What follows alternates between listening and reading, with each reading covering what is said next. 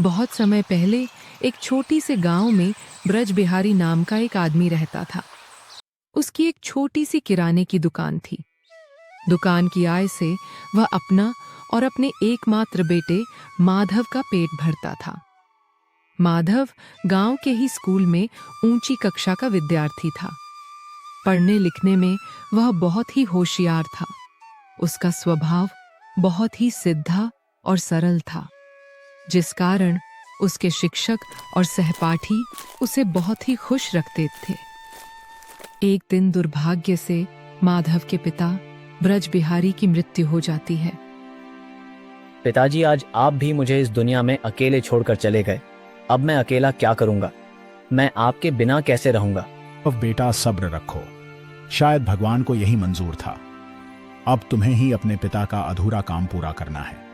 माधव के पिता की मृत्यु के बाद उसका पढ़ना लिखना बंद हो गया और वह अपने पिता की दुकान पर बैठने लगा। पता नहीं पिताजी इस दुकान को कैसे चलाते थे। सुबह से शाम हो गई पर एक भी ग्राहक नहीं आया। अगर यही हाल रहा तो एक दिन भूखे मरने की नौबत आ जाएगी। अब माधव को वास्तव में यह लगा कि उसकी दुकान से गुजर बसर करना बहुत ही मुश्किल है, तो उसने वह दुकान एक सेठ के हाथों बेच दी। लो माधव, इसके पूरे 500 रुपए हैं, अगर चाहो तो गिन लो। सेठ जी, गिनने की कोई जरूरत नहीं है। मुझे आप पर पूरा भरोसा है। इन रुपयों से मैं परदेश में जाकर छोटा मोटा काम धंधा शुरू करूंगा। कई दिनों बाद वह दूसरे देश में पहुंचा। माधव ने वहां के कई बाजारों का निरीक्षण किया। सबसे पहले मुझे यहाँ के बाजारों का निरीक्षण करना चाहिए। उसके बाद ही कोई काम धंधा शुरू करना ठीक रहेगा। यहाँ तो बहुत महंगाई है और मेरे पास जितने रुपए हैं उसे तो कोई भी काम धंधा शुरू नहीं कर सकता। बहुत सोचने विचारने के बाद उसने बाजार में एक दुकान किराए पर ली और उस दुकान पर बड़ी ही अजीब शब्दों में लिख दिया। उस रास्ते से फेरी वाले भी बहुत आते जाते रहते थे। फेरी वालों द्वारा अपना सामान बेचने के लिए अपनाया हुआ ढंग माधव को बहुत पसंद आया। अकल ले लो रे भैया, अकल ले लो। और अब दूसरे दिन से कुछ लोग माधव की दुकान के सामने खड़े होकर उसका मजाक उड़ाने लगे। ये लड़का कितना मूर्ख है, भला अक्ल भी कहीं बिकती है। अरे भाई, मान लो कि कभी किसी को अक्ल की जरूरत पड़ भी जाती है तो वह कभी इस लड़के से अक्ल खरीदेगा क्या? अभी तो इसे ही अक्ल की जरूरत है। ठीक है, अभी तुम मुझ पर हंस लो, मगर एक दिन जब ऐसा आएगा कि तुम भी मेरी अक्ल को मान जाओगे। सच तो ये है कि माधव अपनी धुन का पक्का था। उस पर लोगों का मजाक उड़ाने का थोड़ा सा भी कोई असर नहीं हुआ और वह उसी तरह आवाजें लगाता रहा। अकल ले लो रे भैया, अकल ले लो, अकल ले लो रे भैया, अकल ले लो। यहाँ तक कि उसकी दुकान की चर्चा नगर भर में होने लगी। अरे भाई, क्या तुम जानते हो कि आजकल हमारे शहर में एक अक्ल का सौदागर आया है? हाँ भाई, मैंने भी ये बात सुनी है। मगर ऐसा सौदागर तो मैंने अपने जीवन में पहली बार देखा है। हाँ भाई, अगर कभी मुझे अक्ल की जरूरत पड़ी तो मैं उसके पास जरूर जाऊंगा। पिछले कुछ दिनों में एकद व्यक्ति ही माधव की दुकान पर हंसी करने के विचार से आए और 2-4 पैसे की अक्ल भी ले गए, लेकिन माधव निराश नहीं हुआ। सप्ताह भर में केवल 1-2 आदमी ही मेरी दुकान पर आए हैं, मगर कोई बात नहीं, एक ना एक दिन मेरी दुकान भी चल पड़ेगी। उसी नगर में एक व्यापारी रहता था जिसका नाम सेठ करोड़मल था। उसके पास बहुत धन था, मगर सेठ करोड़मल बहुत बड़ा कंजूस था। उसके बेटे का नाम चंद्रभूषण था, जो बहुत बड़ा मूर्ख था। एक दिन सुबह के समय, अरे मूर्ख चंद्रभूषण, यह तू क्या कर रहा है? पिताजी, मैं अक्ल की खेती कर रहा हूँ। जब मैं इसकी खेती करूंगा और इसकी फसल निकलेगी तो हमारा अक्ल बढ़ेगा और इस दुनिया में हम सबसे अक्लमंद कहलाने जाने लगेंगे। हे प्रभु, इस लड़के का दिमाग तो घुटनों में है, ना जाने कब इसे अकल आएगी। एक दिन चंद्रभूषण किसी काम से बाजार गया और तभी वह माधव के अक्ल की दुकान से गुजर रहा था। अरे अक्ल की दुकान, क्यों ना मैं इस दुकान पर जाकर भाव पूछ लूं। अरे ओ भाई, अक्ल कितने रुपए मन दे रहे हो? श्रीमान जी, मैं अक्ल तौल कर नहीं बेचता। हाँ, जितने की कहोगे उतने की दे दूंगा। ठीक है, जैसा तुम्हें उचित लगे। उफ, कितने की खरीदूं कुछ समझ में नहीं आ रहा। कहीं ऐसा ना हो कि महंगी खरीदने पर पिताजी की डांट खानी पड़े। हाँ, एक तरकीब है। क्यों ना पहले एक आने की खरीद ली जाए। अगर पिताजी ने सस्ती कही तो और अक्ल खरीद कर ले जाऊंगा भला। कौन सी अक्ल की कमी हुई जा रही है। चंद्रभूषण ने तुरंत एक आना निकालकर माधव को दे दिया। लो भाई, फिलहाल मुझे एक आने की ही अक्ल दे दो। अगर जरूरत पड़ी तो फिर ले जाऊंगा। माधव ने एक आना अपनी जेब में डाली और चंद्रभूषण की ओर एक कागज भरा दिया। अरे वहां घर जाकर जब मैं पिताजी को बताऊंगा कि मैंने एक पैसे की अक्ल खरीद कर कितनी बड़ी अक्लमंदी का काम किया है, तो पिताजी बहुत ही खुश होंगे। पिताजी, ये देखिए, मैं एक आने की कितनी सारी अक्लमोल खरीद कर लाया हूं। पिताजी, हम दोनों ऐसा करते हैं कि आधे आप चबा लीजिए और आधी मैं निगल लेता हूं। क्या कहा तूने? एक आने की अक्ल जरा इधर तो दिखाना। जब दो आदमी आपस में लड़ रहे हो तो उसे खड़े होकर देखना, बुद्धिमानी नहीं। अरे मूर्ख निकम्मे कहीं के, तुमने एक आना ऐसे ही कुएं में फेंक दिया। क्या करूं मैं इस मूर्ख का भला। यह बात कौन नहीं जानता कि दो आदमियों की लड़ाई को खड़े होकर देखना ठीक नहीं। अपने बेटे चंद्रभूषण को मारने पीटने और डांटने फटकारने के बाद व्यापारी करोड़मल दौड़ते भागते माधव की दुकान पर पहुंचा। अरे बेईमान, कहीं के तुमने मेरे बेटे को मूर्ख समझकर उससे पैसा ठग लिया। मेरा पैसा वापस कर, नहीं तो मैं सिपाहियों को खबर कर दूंगा। श्रीमान जी, आप बेकार में ही नाराज हो रहे हैं। आपका बेटा अपनी इच्छा से अक्ल खरीद कर ले गया था। फिर भी अगर आप चाहे तो मेरी चीज मुझे वापस करके अपने पैसे ले जा सकते हैं। ले अपनी चीज और मेरे पैसे वापस कर। ऐसे नहीं श्रीमान जी, आपको लिख कर देना होगा कि आपका लड़का मेरी दी हुई सिक को नहीं मानेगा, और जहां दो आदमी आपस में झगड़ रहे होंगे वहां वह खड़े होकर उनकी लड़ाई देखता रहेगा। नहीं, मैं ऐसा लिख कर नहीं दे सकता। दुकान के आसपास खड़े लोगों की भीड़ ने माधव का ही पक्ष लिया। सेठ जी, ये लड़का सही तो कह रहा है। इसकी बात मानिए और अपने पैसे लेकर घर जाइए। अच्छा ठीक है, अगर सभी लोगों का यही मानना है तो मैं लिख देता हूं। लारे लड़के, एक कागज और एक कलम दे, मुझे मंजूर है। माधव ने तुरंत एक कलम और एक कागज उसकी ओर बढ़ा दिया। व्यापारी ने माधव का कहा उस पर लिख दिया और पैसा लेकर अपने घर की ओर चल दिया। उस देश के राजा की दो रानियां थीं और उन दोनों रानियों की दो दासियां रानी के किसी काम से बाजार गईं। अरे वाह, वो पपीता कितना अच्छा है। मुझे तो पहले वो पपीता ही खरीदना चाहिए। अरे ओ फल बेचने वाले, ये पपीता कितने का दिया? सिर्फ एक आने का बहन जी।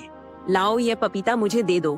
पर इससे पहले कि दुकानदार पैसे लेकर पपीता पहली वाली दासी को दे पाता, तभी दूसरी दासी की भी दृष्टि उस पपीते पर पड़ी। इससे पहले कि दुकानदार कुछ बोल पाता, दूसरी दासी ने 3 आने दुकानदार के हाथ में थमा दिया। रुको फल वाले, यह लो 3 आने, मगर वो पपीता मुझे ही देना। नहीं फल वाले, तुम्हारी दुकान पर सबसे पहले मैं आई थी और मैंने इसका मोल भाव किया है। यह लो 2 आने और पपीता मुझे दो। नहीं, यह नहीं हो सकता। मैंने सबसे पहले इस पपीते के पैसे तुम्हें दिए हैं। अपनी आदत सुधार लो, वरना मैं तुम्हारे सारे बाल नोच डालूंगी। अरे वाह, तुम मुझे मारोगी और मैं देखती रहूंगी क्या? मैं भी तुम्हारे सारे बाल नोच डालूंगी। अरे बाप रे, हे ईश्वर, यह दोनों तो झगड़ा करने लगी। कहीं यह दोनों का झगड़ा मारपीट तक ना पहुंच जाए। मुझे तुरंत यहाँ से भाग लेना चाहिए। अरे, ये दोनों औरतें आपस में क्यों लड़ रही हैं? मुझे जानना चाहिए। एक तो चंद्रभूषण पहले से ही मूर्ख था, दूसरे उसे अपने पिता द्वारा माधव को दिए गए वचन का भी पता था। इसलिए वह उन औरतों के पास ही खड़े होकर उनका झगड़ा और कहासुनी सुनाने लगा। अचानक दोनों दासियों की नजर चंद्रभूषण पर पड़ी। श्रीमान जी, आप मेरे भी गवाह हैं। भगवान के नाम पर आपको रानी जी के सामने सारी बात सच सच कहनी होगी। सुनिए श्रीमान जी, पहले किसने झगड़ा शुरू किया है इसके आप गवाह हैं। ब्रिज बाजार में इसने जो मेरी दुर्गति की है उसकी गवाही आपको ही देनी होगी। चंद्रभूषण तो पहले से ही मूर्ख था, उसे कुछ भी समझ में नहीं आया और दसियों के बात पर उसने अपना सर हिला दिया और वहां से चला गया। जब दोनों दासियां और चंद्रभूषण वहां से चले गए तब दुकानदार अपनी दुकान पर आ गया। अरे बाप रे, मैं तो बच गया। अगर झगड़ा था वो झगड़ा ना देखने की तरकीब मैंने माधव से ना खरीदी होती तो मैं आज चंद्रभूषण की तरह दोनों दासियों के झगड़े में फंस जाता। मगर मुझे लग रहा है कि चंद्रभूषण अब मुश्किल में पड़ने वाला है। चंदनपुर नाम का एक छोटा सा गांव था जहां लल्लन और उसकी पत्नी मीरा बेहद गरीबी में अपनी जिंदगी गुजार रहे थे। लल्लन दूसरों के खेतों में मजदूरी करता था और मीरा गांव के घरों में खाना बनाकर झाड़ू पोछा करके कुछ पैसा कमाती थी। मीरा भोलेनाथ की बहुत बड़ी भक्त थी। घर की कितनी भी गरीबी हो, वह भगवान के सामने बैठकर घंटों पूजा करती रहती थी। एक दिन लल्लन झुंझलाकर बोला, मीरा, तुम हर वक्त भगवान के आगे बैठी रहती हो। क्या दिया है तुम्हारे भगवान ने हमें? ठंड बढ़ रही है, घर में एक ढंग का कंबल भी नहीं है। कभी खाना नसीब होता है, कभी भूखे सोना पड़ता है। कब तक ऐसे जीते रहेंगे? मीरा शांत स्वर में बोली,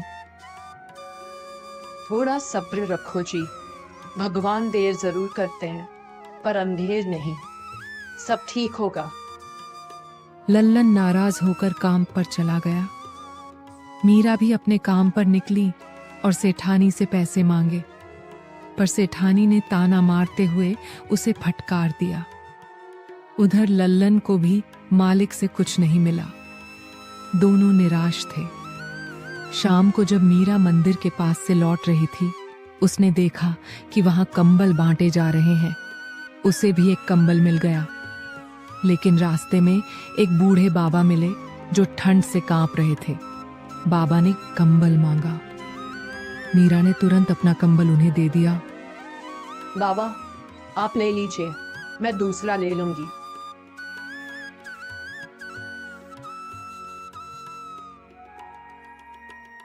लेकिन जब वह दोबारा मंदिर पहुंची, सारे कंबल खत्म हो चुके थे।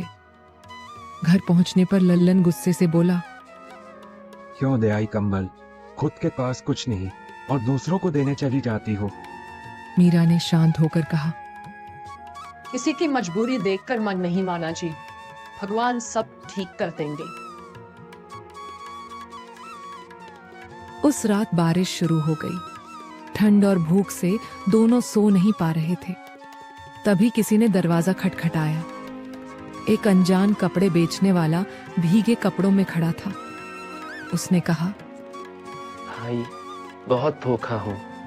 खाना है मेरे पास, पर बनाने को साधन नहीं। क्या आपकी पत्नी मेरे लिए खाना बना देंगी? लल्लन पहले हिचकिचाया, पर मीरा ने कहा, भूख की पीड़ा हमसे बेहतर कौन जानता है। ले आइए सामान, मैं खाना बना देती हूँ। मीरा ने सारा सामान पका दिया। खाना इतना ज्यादा था कि उस आदमी ने आग्रह किया कि लल्लन और मीरा भी उसके साथ खाएं। दोनों भूखे थे, इसलिए राजी हो गए। खाना खाने के बाद वह आदमी बोला, आपने मेरे लिए इतनी देर रात खाना बनाया, बदले में यह कपड़ों की थैली रख लीजिए। वह चला गया। जब मीरा ने थैली खोली तो उसमें गर्म कपड़े और कंबल थे, और उनमें से एक वही कंबल था जिसे उसने बूढ़े बाबा को दिया था। मीरा घबराकर बोली, ये कैसे? ये तो वही कंबल है। लल्लन की आंखें भर आईं। इसका मतलब वह बूढ़े बाबा और यह कपड़े बेचने वाला कोई साधारण इंसान नहीं थे।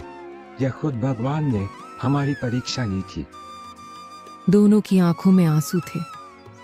उस रात पहली बार लल्लन ने भगवान को धन्यवाद दिया। कुछ दिन बाद एक साधु बाबा उनके घर आए। लल्लन ने उन्हें अपने हिस्से का खाना दे दिया। बाबा मुस्कुराए। तुमने अपनी भूख पर काबू करके मुझे खाना दिया है। मैं तुम्हारी समस्या जानता हूँ। तुम्हें एक नियम करना होगा। रोज सुबह अपने पड़ोस के सब्जी वाले केशव को देखे बिना तुम भोजन नहीं करोगे। इस नियम को टूटने मत देना। ईश्वर कृपा करेंगे। अगले दिन से लल्लन यह नियम निभाने लगा। हर सुबह काम पर जाते समय वह केशव को राम राम कहकर निकलता। कुछ दिनों बाद एक सुबह केशव दिखाई नहीं दिया। लल्लन परेशान हो गया। उसने दोपहर तक खाना नहीं खाया, सिर्फ इसलिए कि नियम न टूटे। मीरा ने बहुत समझाया, पर वह अडिग रहा। अगली सुबह केशव खेत में था। लल्लन उसे ढूंढते हुए खेत पहुंचा और तभी केशव को मिट्टी खोदते हुए एक सोने और हीरों से भरा घड़ा मिल गया। केशव घबरा गया। सोचने लगा कि लल्लन सब देख चुका है। वह बोला, लल्लन, किसी को मत बताना। तुमने देख ही लिया है तो यह धन हम दोनों बांट लेते हैं। हमारी गरीबी मिट जाएगी। लल्लन की आंखें चमक उठी। हे भगवान, यह तो आपकी कृपा है। दोनों धन लेकर घर पहुंचे। लल्लन ने मीरा को सब बताया। मीरा ने भगवान को धन्यवाद दिया। देखा जी, सब्र करने वालों की झोली भगवान खाली नहीं रहने देते। अगर वह नियम न होता तो आप खेत तक नहीं जाते। मीरा, आज से न तुम दूसरों के घर जाओगी। मैं किसी जमींदार का अत्याचार सहूंगा। इतने धन से हम अपनी जमीन खरीदकर सम्मान से जिएंगे। सच कहा तुमने। ईश्वर के घर देर है लेकिन अंधेर नहीं। दोनों की जिंदगी हमेशा के लिए बदल गई। उनकी गरीबी खत्म हुई, पर ईश्वर पर उनका विश्वास और भी गहरा हो गया। लल्लन और मीरा अब पहले जैसे गरीब नहीं रहे थे। अपने खेत खरीदकर वे मेहनत और ईमानदारी से अपना काम करते थे। भूख, ठंड और ताने, उन सब कठिन दिनों को याद करके वे हमेशा जरूरतमंदों की मदद किया करते थे। लेकिन जैसा कि कहते हैं, ईश्वर अपने प्रिय भक्तों की परीक्षा बीच बीच में लेते रहते हैं। एक दिन सुबह सुबह गांव में खबर फैल गई कि करीब के जंगलों में डाकू सक्रिय हो गए हैं। कई गांवों में लूटपाट हो चुकी थी। लोग डरे हुए थे। उस रात जब लल्लन और मीरा सोने ही वाले थे, दरवाजे पर दस्तक हुई। लल्लन सतर्क होकर बोला, इतनी रात को कौन आया है? पहले देख तो लीजिए। लल्लन ने दरवाजा खोला तो सामने एक घायल नौजवान खड़ा था। उसके कपड़े फटे हुए थे, चेहरे पर खरोंचे और आंखों में डर साफ दिखाई दे रहा था। भैया, मुझे बचा लो। मेरा पीछा डाकू कर रहे हैं। अरे, ये तो बुरी तरह घायल है। इसे अंदर ले आइए। मीरा, ऐसे अनजान आदमी को? मीरा ने उसके हाथ पर हाथ रखकर कहा, याद है उस रात का कपड़े वाला? अगर उसका डर देखकर हमने दरवाजा बंद कर दिया होता तो आज हम कहाँ होते। लल्लन को अपनी गलती याद आई। उसने नौजवान को अंदर ले लिया। मीरा ने उसके घाव धोकर पट्टी की। लल्लन ने उसे पानी पिलाया। कुछ देर बाद नौजवान बोला, भैया, मेरा नाम वीरन है। मैं रास्ते में था कि डाकुओं ने हमला कर दिया। किसी तरह भागकर यहाँ तक पहुंचा हूँ। डाकू यहाँ आए तो? ईश्वर ने उसे हमारी दहलीज तक भेजा है। हम उसे अकेला नहीं छोड़ सकते।